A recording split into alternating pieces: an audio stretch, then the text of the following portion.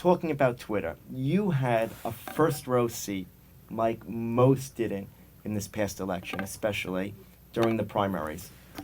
When you have your colleague, basically, your colleague sitting next to you, and all of a sudden, shortly after, is really, really attacked hard on Twitter, what are you thinking at the time? You have to be nonpartisan. You have to be impartial. What are you thinking at the time? Yeah, well, I made my feelings clear throughout that time, and I said, this has got to stop. But it was tough. It was painful to see, and Megan obviously dealt with it like a true pro. And I think, no one could look at any of our debates. There were 3 GOP primary debates, and said we held anything back on the Fox News questioning. But that was definitely a part of the election, and how things were handled and talked about was a big part of how that unfolded. That's why every day was something new. It was like drinking from a fire hose. I mean, it was every day was some other storyline that dominated the headlines.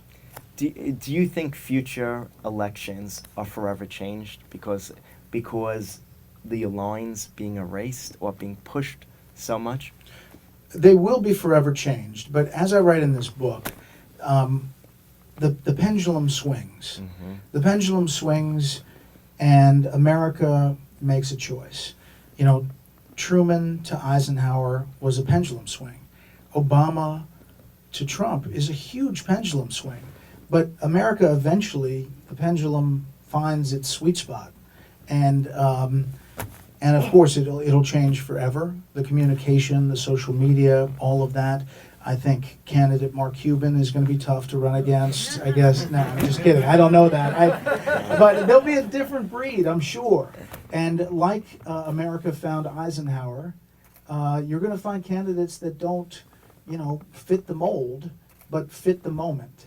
And it was Meacham, I think, who wrote that America is an amazing place in that the man or woman that is needed at that time eventually is that time.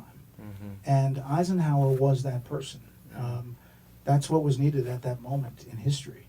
As we look back at the 50s as like this sleepy time and happy time, but in the background was this ominous threat, and the real threat of nuclear war that wasn't just a distant possibility. It was like real.